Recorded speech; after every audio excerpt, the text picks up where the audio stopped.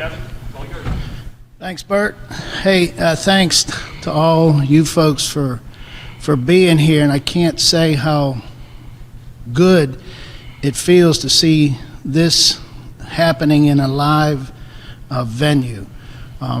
We've all been kind of looking at monitors and talking and trying to do the same type of work, so I'm sure it's good for you, and it's very appreciated by us to be able to do this in this setting.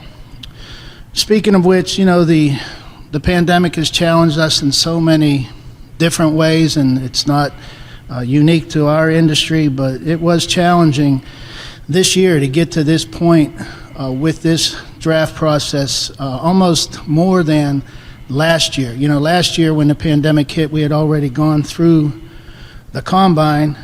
This year we had to do this without a combine. Last year we didn't have pro days. This year we had pro days. So it's been a real different, challenging kind of road. And again, I want to thank everybody, Coach Tomlin and his staff for the work that they did. I'd like to also congratulate Coach on his extension officially. It's great to know that we'll be working together this year and see where it goes beyond that, but real excited to have Coach here for this season. The scouts, the administrative staff, again, it was a different challenge for them. My guys were able to get out, and we probably visited live and watched games for every school for maybe but 6 where there were prospects. Real challenging. The pro days, they did an awesome job, as did Coach and his group. John Norwig, our doctors, our trainers, our radiologists, everybody involved with that process.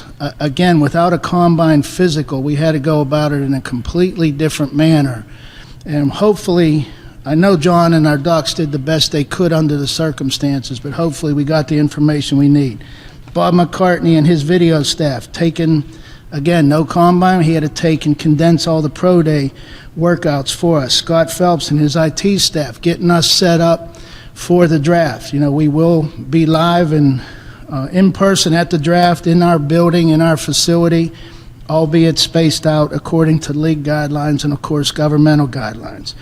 Bert and his group accommodating us and trying to keep us up to date with all the media factions that are occurring.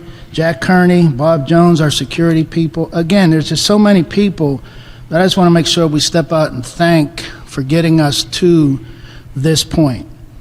As we sit here today, our roster is currently at 75 players. It's probably a little higher number than we anticipate or usually have at this time of the year. I do want to step out first and thank our veteran players who decided to stay with us. First and foremost, Ben Roethlisberger told us from the end of the season that it was his intention to be here. And then for him to follow that up and be willing to adjust his pay to be able to not only keep himself here, but give us the opportunity to have some other folks stay, it's very much appreciated. And I think it started a real positive off-season for us. We knew going into this free agency period, pre-pandemic, we knew this was going to be a real tough year. We knew we had a lot of players, quote, in their senior season, and they were going to be coming to an end, and it was going to be challenging. When the pandemic hit and the cap was challenged and reduced, it made it even more difficult. But again, with guys like Vince Williams, Tyson Alualu, Juju Smith-Schuster, Joshua Dobbs, deciding to stay with us, I think they followed Ben's lead, and that's very much appreciated by us. We did sign more players. The other thing that not the pandemic, but the opt-out of the draft issue that the NCAA allowed this year, it probably cut in half the players that will be available to us to sign as free agents after the draft. It's roughly, I want to say it went from 800 to 400, with that not being the actual numbers. But anticipating we would have less guys to sign after the draft, we were conscious of that when we were at pro days, and maybe the one-year vet guy that worked out. We signed 5 or so players of that venue, or from that venue, just to try to keep us as current as we could be in anticipation of not being able to sign as many guys after the draft. Currently, right now, of the 75 that we have on this group, 50 of those are players that have played in NFL games.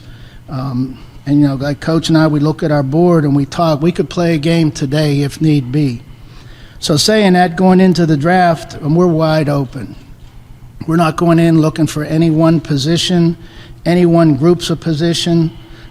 We're going to be wide open to anything and see where this thing goes, okay? There is good depth, we believe, on the offensive line, the wide receivers, the running backs, the linebackers, both inside and outside, and the corners.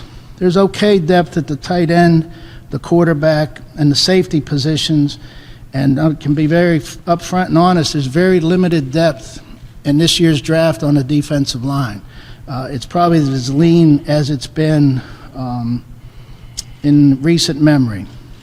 And again, we'll always get asked about trade up, trade down. I'm very doubtful that we'll trade up. We really value those 8 picks that we have, 5 of which are in the top 140. Coach? Thank you.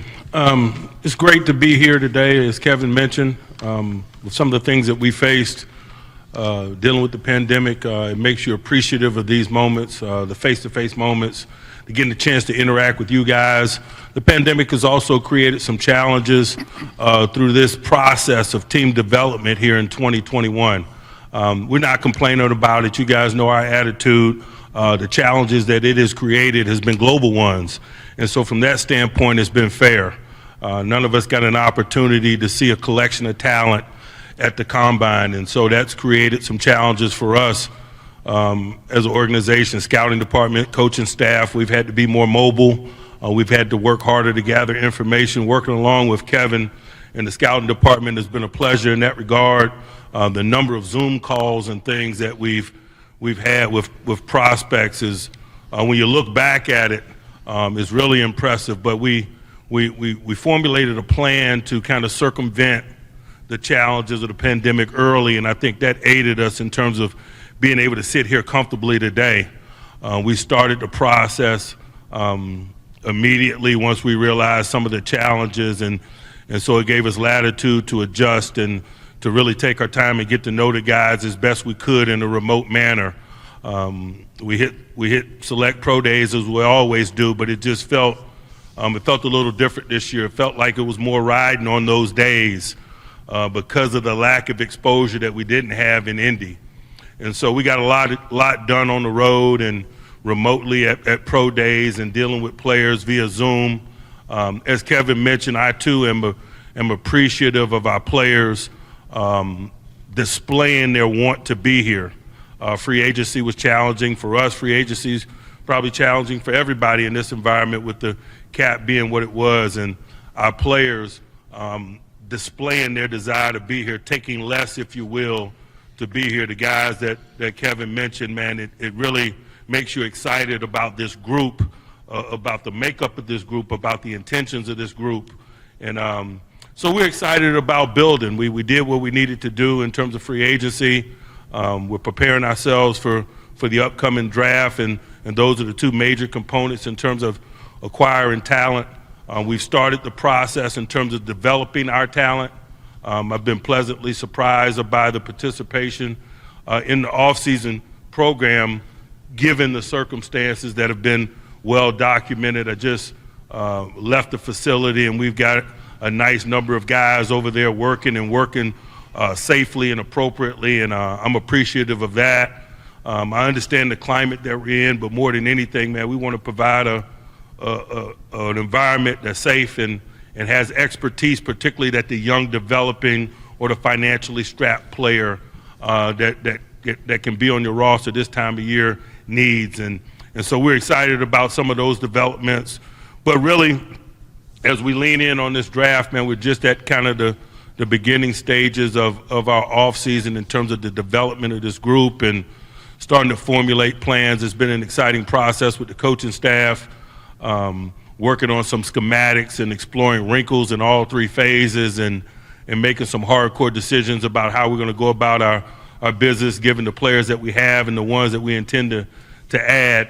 And so excited about where all those things are. Last week we met via Zoom with our players, but just hitting on large, broad, sweeping things, some foundational things in terms of culture building. This week we'll continue with remote meetings, but we're probably going to get into some more detailed schematics and start laying a foundation and introducing particularly some of the new guys in terms of some of the things that we do. Obviously, the guys that have been here have an understanding of largely how we operate in the 3 phases. And so that's a snapshot of where we are. Again, I just wanted to repeat that we're excited about being here with you guys today and moving upward and onward here in 21.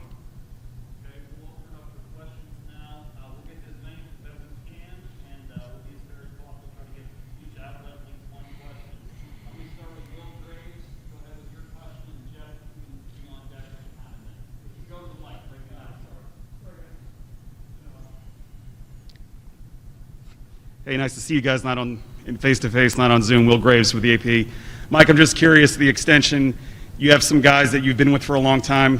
When that extension ends, they might not be around anymore. What gave you the confidence that things are going to continue in that positive trajectory after some of the guys that you've been close with for so long might not be here anymore? You know, in regards to my extension, you guys that know me know I don't ponder a lot about longevity and things of that nature, man. I'm just appreciative of the opportunity to work that's in front of me today, and that's largely been my attitude regarding it for 15 years now, and I assure you that will remain unchanged. In terms of some of the people who come and go, that's part of the coaching profession in the business of football. I'm excited about the collection of men, the coaching talent, the vocational talent that we have, and our ability to kind of formulate our schematics and our plan as it pertains to these guys that we're working with, and we're excited about doing it.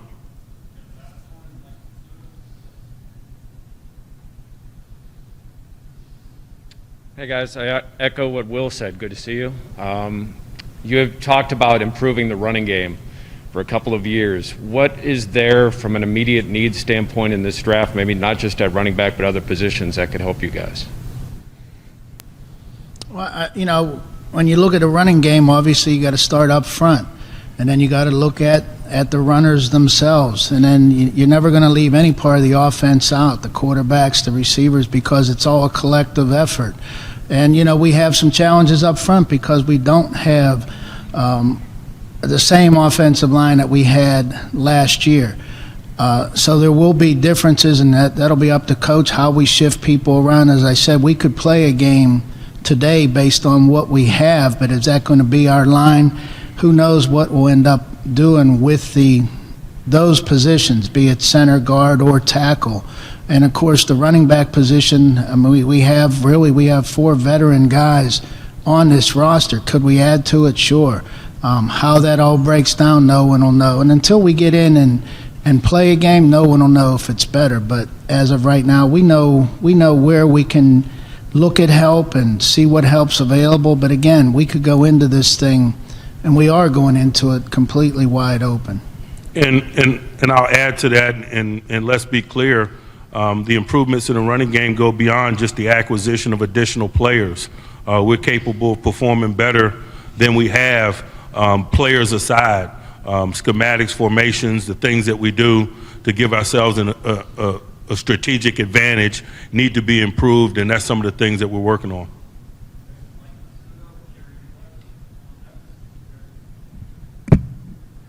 Mike, in the regular season last year, if you didn't have Hayden or Nelson, Lane was the sub-package guy. In the playoffs, it was Pierre. Why the change, and what's with both of those guys? How do they stand if you had to play them? I don't know if the breaking point was that clear. Regular season, Lane, playoffs, Pierre. We follow the growth and development of young players on the practice field over the course of the season, and as the season wore on, we just got more comfortable with what we were seeing from Pierre.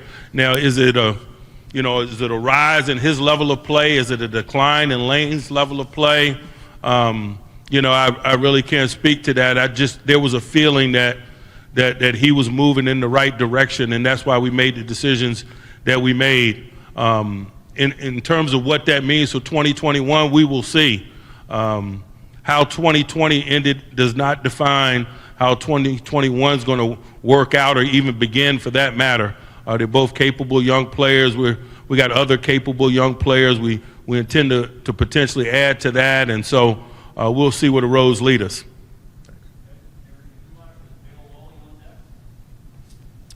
Good morning, fellas. I was curious, the way things are in today's league, are running backs a risky value, do you feel, in the first round?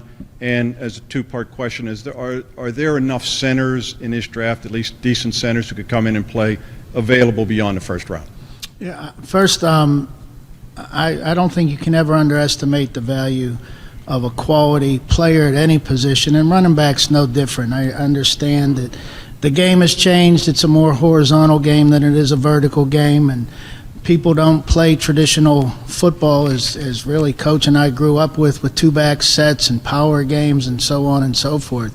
It has changed, but if you have a dynamic player at any position, that player should make a difference. And running back's no different. I think if you look at the Hall of Fame runners, most of those guys were taken in high rounds. So I don't ever place that value high or low on a given position. I base it on who the player is and what that player can do to help us. The center position, it is unusually deep this year. Usually the centers, there aren't a lot of centers in a given draft, but we feel good. There's quality centers in this draft that we think are starter capable, and it's unusual for that position.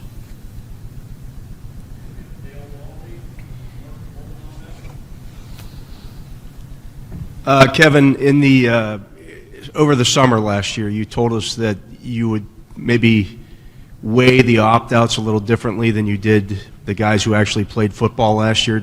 Has your thinking on that changed at all throughout this process, or is that still the case? No question. I mean, as I stated in the summer, if a player chooses to opt out for whatever reason, that's their decision, and we will respect it. However, if a player played in 2020 and those players are of equal value, one that didn't play and one that played, we'll take the one that played, because we don't know what the opt-outs will be like in their first season back in football. We believe it's hard to sit this game out. Sometimes it happens because of injury, but this time it was pandemic related for the most part.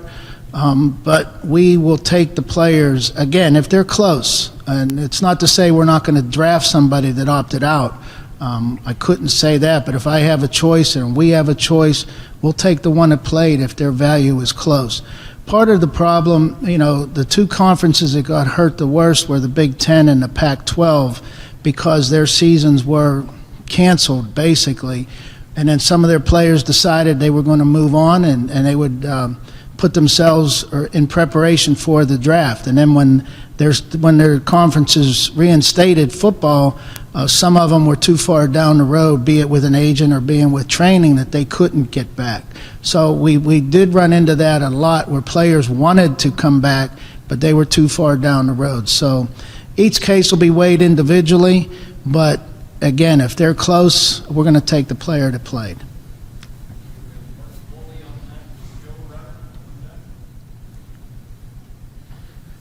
Hey, Kevin, you mentioned about potentially not wanting to trade up. I've got a couple questions about trading back. Are you interested, number one? Does it make it more difficult to trade back because the 7 picks, I believe 3 of them are now within the division behind you? And is there any organizational philosophy of wanting to stay in the first round if you do trade back? Again, we're always going to value quality over quantity. But if we're not comfortable with what we're looking at the 24th pick, we'll trade back. Do we want to do it with a conference or a division team? That wouldn't be our preference, but we won't discount that completely, because we have to weigh what the potential trade back will do for us and not worry about where those picks may go. So it wouldn't be our preference, but it won't disqualify us from trading back with a division team. I'm sorry? Oh, no, I mean, again, what are we getting? How many picks? We got to look at what we're walking away from.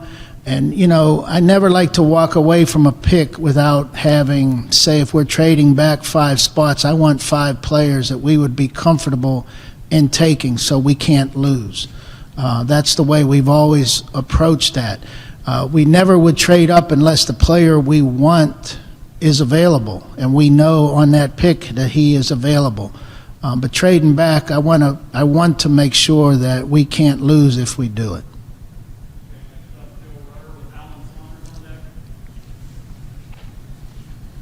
With Steve Nelson not coming back, and even the Justin Lane arrest, losing Hilton, his cornerback moved up your board a little more. And what is the value and depth of this position this year?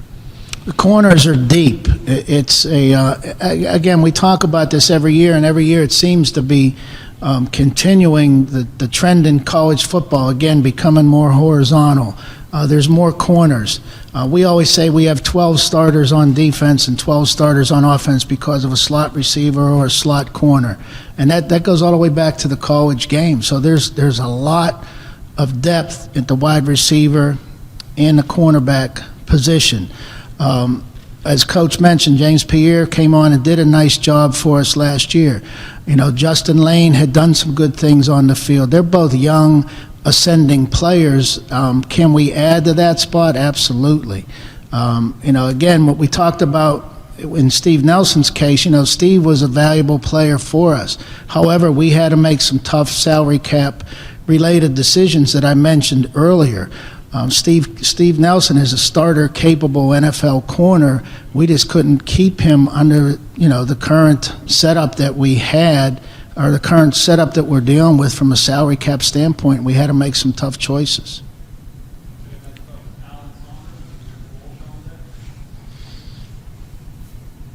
You guys talked a lot about the pro days and getting out on the road and not having a combine. Do you feel like in this circumstance, the relationships that you have with college coaches and those staffs are going to be more important, having not had that sort of apples to apples comparison, being able to talk to guys and getting feedback from coaches and not just what you see in that one snapshot of a pro day?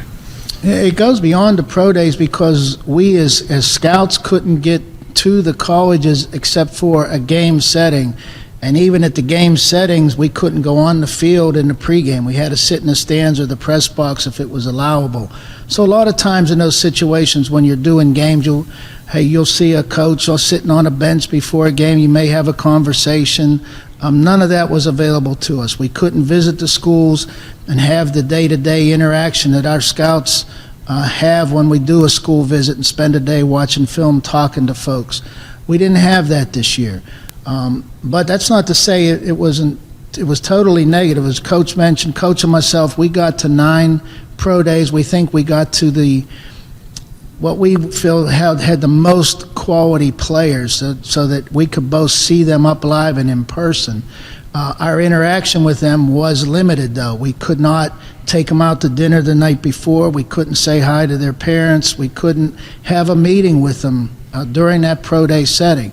So we had to do all of that via Zoom. Coach and I did over 100 Zoom calls, and quite honestly, we're comfortable with the results because we actually got to spend a little more time with them, and we feel good about that information. But just like we mentioned, just seeing you folks in person, it's different. And you can read my eyes, you can read Coach's eyes when I'm answering a question. It's not the same when you're doing it via Zoom. It is what it is. We think we're in good shape. I feel comfortable with the information we got. It's all we can do at this point. We'll try to make the best decisions possible. And I'll add to that, and from a coach's perspective, no question the environment pushed us toward leaning on some coaching relationships and the gathering of information among our peers at the college level that we've known in the past. But by no means do I feel like that's an advantage. I think that that was a global tool used by all of us within the coaching ranks, and I think everybody understanding the circumstances being what they were more open to that. And so I think it was more of a global thing, and I appreciate our coaching peers at the collegiate ranks for for sharing and providing necessary information for all of us.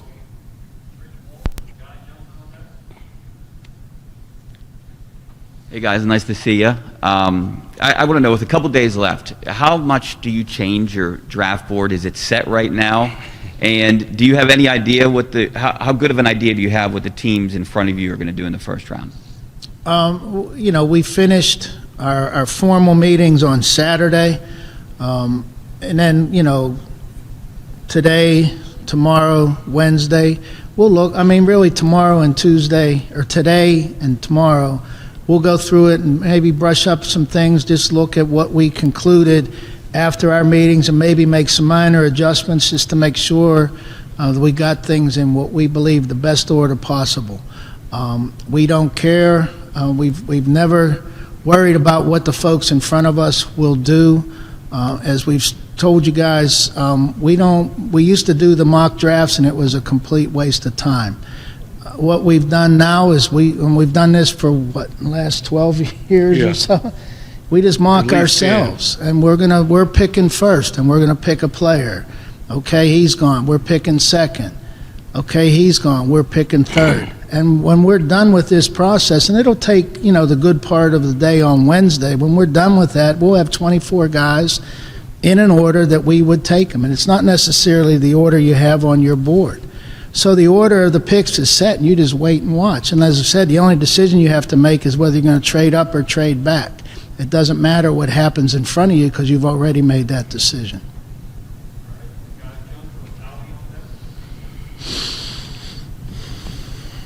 Hey, guys. How surprised were you that you were able to get Vince Williams back? Did you think originally that was going to happen? And with losing Bud, how comfortable are you with your linebacker depth? And Kevin, I can't remember, you went through the positions of strength in this draft so much. What kind of a draft is it for linebackers, both inside and out? Yeah, just to answer that, Guy, the inside and outside depth is very good.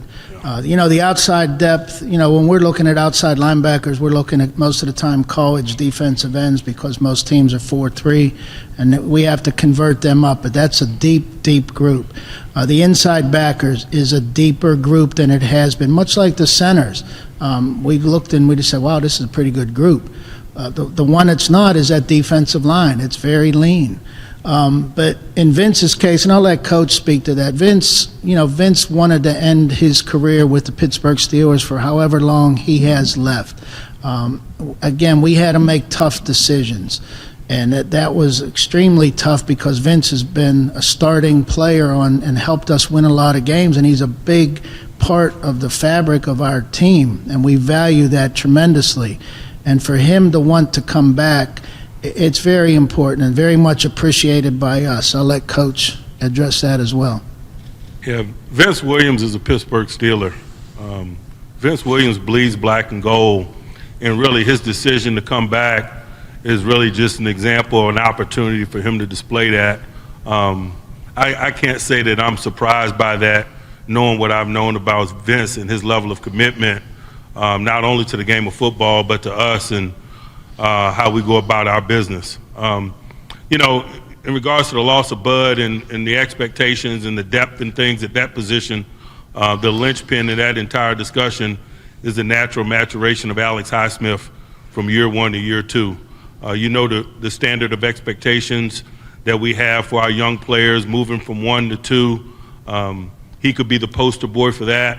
We need a significant rise in terms of all areas of play from him, but I also think it's reasonable to expect it, given what he's been exposed to, given the quality young man that he is and his work ethic and the environment that we intend to put him in. I think it's reasonable to expect him to rise up and meet the challenges that you mentioned. Hi, Mike and Kevin. Good to see you in person. It's nice not to have to unmute. I have a question about the excitement about the draft. I know that generally speaking, you two don't get caught up in the excitement, but you also don't live in a vacuum. And maybe it's the pandemic, maybe it's your team's needs, maybe it's the players that are available in the draft, but there seems to be a buzz around this year's draft that perhaps is a little greater than past drafts. Can you sense that? And does that kind of build your excitement as well for what's ahead? I'll let Kevin speak to that.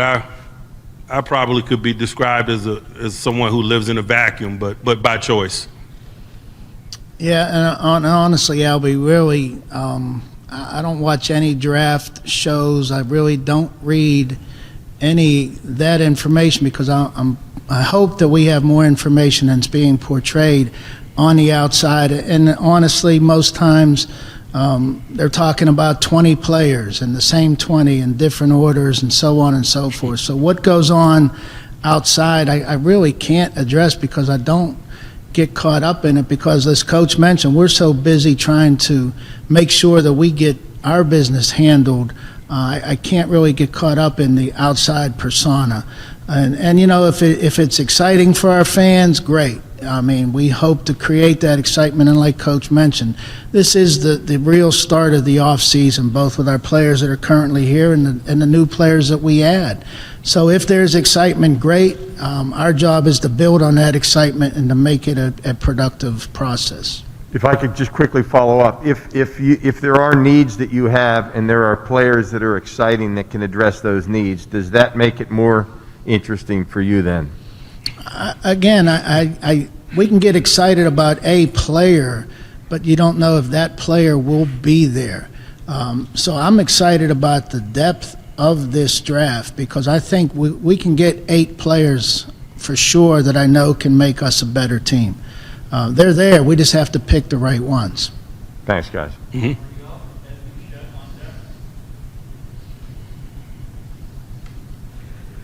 Coach, first, congratulations to you and Kevin for your continued tenure here in the city with the team. But you had some highly publicized failures on 4th and short last year. So being part of schematics and also maybe personnel, would you draft or think about drafting offensive linemen that may be more geared toward run blocking as opposed to pass blocking and vice versa? You know, like I mentioned, the personnel, the players themselves are just a component of our successes and failures, particularly in the situations that you mentioned. So we're looking at players, but we're also looking at what it is that we do and how we do it and how we set up ourselves for those instances. So it's not just a personnel discussion for us, and definitely not weighted in the ways that you mentioned. Most of the time, the good players are good players because they're good players in all areas. The elite ones, they're good in run situations, they're good in passing situations and things of that nature. I think, and we're not there yet.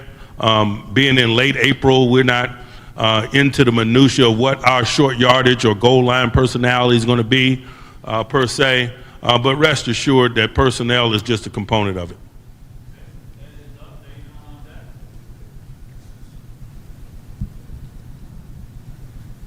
Morning. Morning. Hey, Ed, how you doing? I'm good, thank you. All right. At what point would you consider drafting a quarterback? And if so, why would you draft a quarterback? Again, wide open to all of it. If you look at our current depth, obviously we have 4 NFL veteran quarterbacks on our roster, which I feel great about. We also have really 3 of those 4 that are in the last year of their so-called deals when you look at it realistically. So it's an unusual group in that we do have 4. Can you add a young one? Absolutely. We always have to be on the look for that next guy and value or try to predict the value of taking that player at that position because most likely a young quarterback won't play for the Pittsburgh Steelers in 2021. Again, we got 4 veteran guys that we're going to try to sort through. Could you add someone that could be more guaranteed to be here for the future? Absolutely. And that's our job to try to value that. And it goes all the way back to Ben. I mean, Ben wasn't a sure pick when we were sitting there at 11 because we had more pressing issues than a quarterback because Tommy Maddox had done some good things for us. And, it wasn't like we couldn't have started a season with Tommy. When Ben was there for us, it would have been a huge mistake not to take him. So we'll always be open to add in what we believe is the most critical position. But again, we feel good about having 4 vets to work with at this point. And it's exciting from a coaching perspective with one of those guys being a 22-year-old guy like Dwayne Haskins, who was viewed globally as having first-round talent just a short time ago. And we're excited about, working with him and seeing what his skill set and hoping him improve is as well.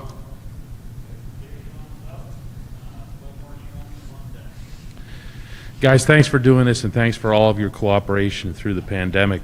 I want to ask you about the inside linebacker position. You mentioned that it's deep in this draft. At the same time, we've seen the position change a lot over the years, more Devin Bush, less Vince Williams, if you will. How much does that influence how you look at this class, and what do you consider to be your needs or your wants in that regard? In terms of the physical makeup of the linebacker position, I think it's been widespread in college ball prior to, evolving and becoming more widespread in our game. And so I believe it's probably less of an issue now, to be quite honest with you. I think it was a significant discussion when we drafted Ryan Shazier, where we drafted him years ago, and he was kind of an outlier or a precursor to what is a common discussion now, a guy that's capable of running with anyone and covering and playing in all circumstances. I think that's more the norm now than it was then. So I think there's less significant discussions about the makeup or the look of them, and that's just what they look like. In terms of the draft pool, I think there's a lot of guys that we're excited about, and I'll let Kevin kind of speak to that if he wants to. Yeah, no, I agree with what Coach said. The game has changed. As I mentioned, it's more horizontal, and Ryan was ahead of the curve when we took him. So you got to keep pace with what's going on and what we have to defend in this league. But it's not different from what's going on at the college level. So a lot of those guys, it used to be in the old days, who could take on that fullback? Well, there's no fullbacks for the most part. Who could take on a guard? Well, most of the time they're running past the guard instead of taking them on.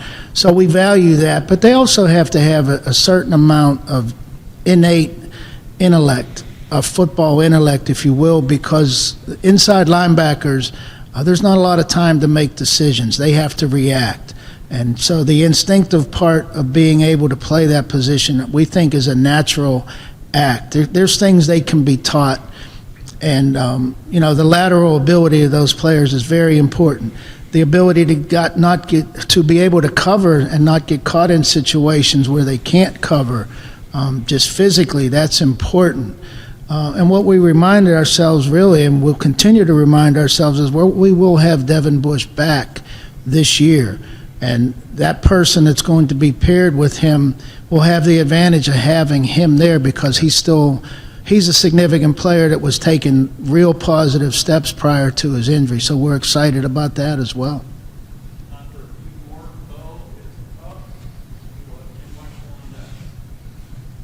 Good morning. Draft night, or the 3 days of the draft, how exclusive is the decision-making from the process to you two or Mr. Rooney? And if you guys go outside that exclusivity in terms of maybe bringing in a coordinator or anyone else to get a little bit more, I guess, advice on a guy that you might take. Mr. Rooney's the boss.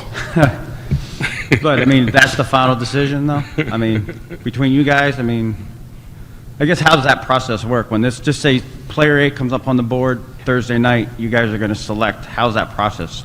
Seriously, Kevin and I have worked so well and so long together that we can kind of communicate non-verbally in those moments. But at the end of the day, Art Rooney's the boss.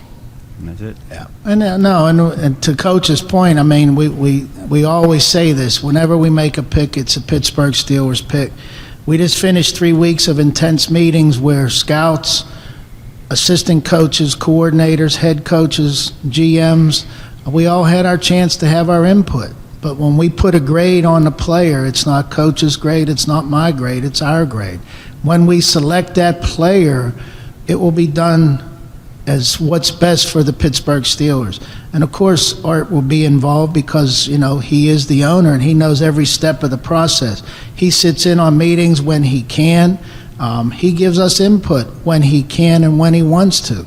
And of course, we're going to follow those leads, but I think he trusts us as well to present the information that, again, we've spent, not only the last 11 months, but these last 3 weeks of really trying to tie it all together and formulate an evaluation and formulate a pick that's for the Pittsburgh Steelers. Thank you.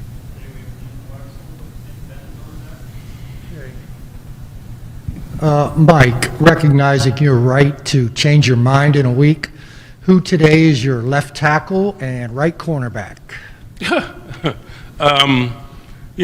Depth charts this time of year are funny. They don't mean anything. They're not worth the paper they're written on. Chooks will be the guy that's probably penciled in late April at left tackle, and Cam Sutton will get first opportunity at right corner, but it means absolutely nothing. Thank you. And quote me on that.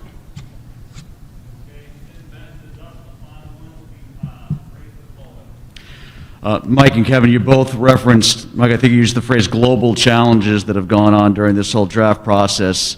Kevin, is one of those challenges the gathering of medical information on the prospective draft candidates?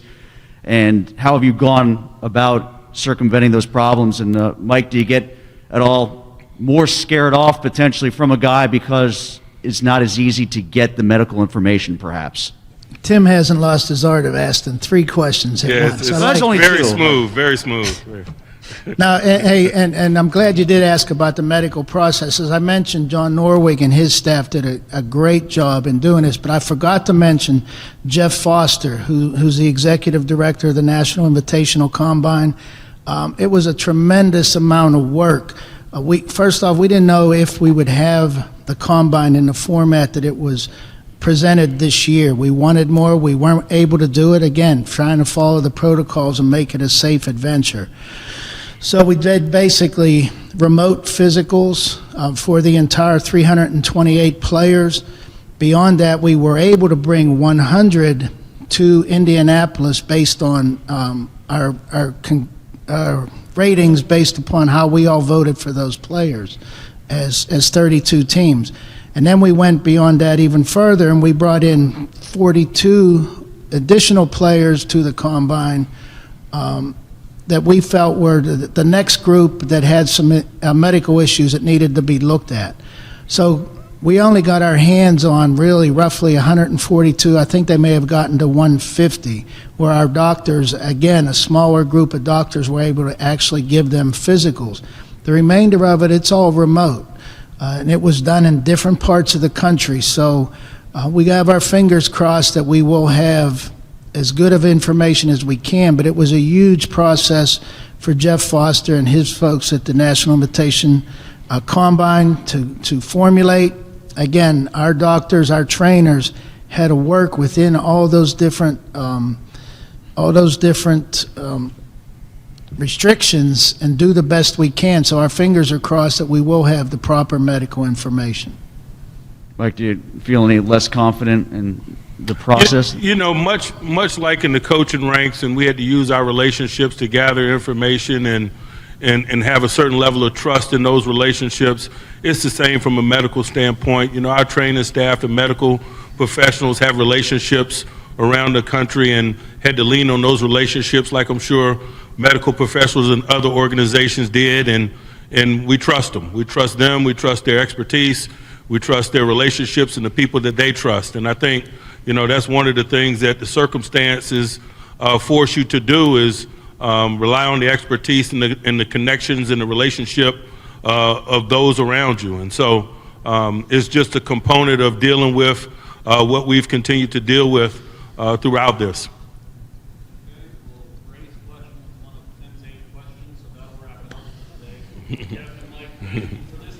Appreciate it. Virtual Zooms with both Kevin and Mike, assistants, coordinators, and the draft picks. We will send out advisors later this week with that information. So anyway, good seeing you guys, and thank you. Thank you guys.